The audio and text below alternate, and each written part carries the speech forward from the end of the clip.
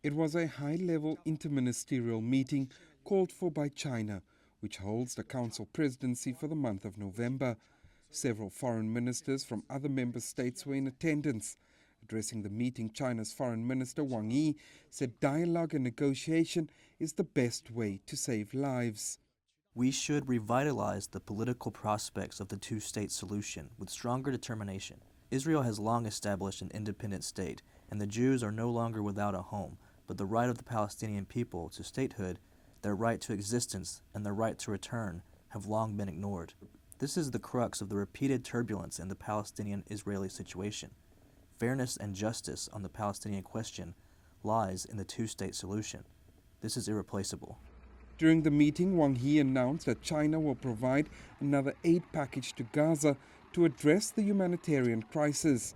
Since the start of the conflict, China has provided cash assistance, food, medicine and other emergency supplies. Wang Yi has called for more aid corridors to be opened, saying relying on only the Rafah crossing to transport humanitarian supplies to Gaza is far from enough.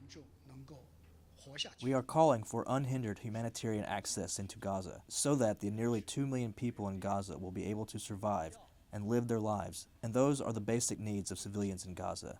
The deprivation of water, electricity, and medicine should not continue in today's world, not in the 21st century.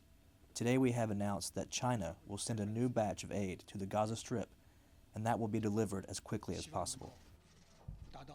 Wang Yi's announcement of additional aid echoes the call by the UN Secretary-General Antonio Guterres, who says the current level of aid cannot meet the needs of more than 2 million people in Gaza. Guterres says while he welcomes the current fragile ceasefire between Israel and Hamas, its full implementation is not enough, and a ceasefire must be the next step. Civilians, including United Nations personnel, must be protected.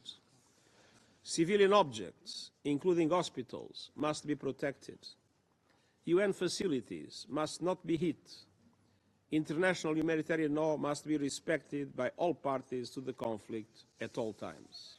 Several Security Council members have called for aid to Gaza to be scaled up and for civilians to be protected. The Palestinian Foreign Minister has called on the Security Council to act decisively before all of Gaza is destroyed. Hamas is seeking a 4-day extension to the pause in fighting. Israel says for every 10 hostages released, it's willing to extend the truce by 24 hours. As last-minute talks continue between Israel and Hamas on a possible extension of this fragile truce in Gaza, China's top diplomat says that the Security Council and the UN needs to work on a comprehensive and lasting ceasefire with the greatest urgency.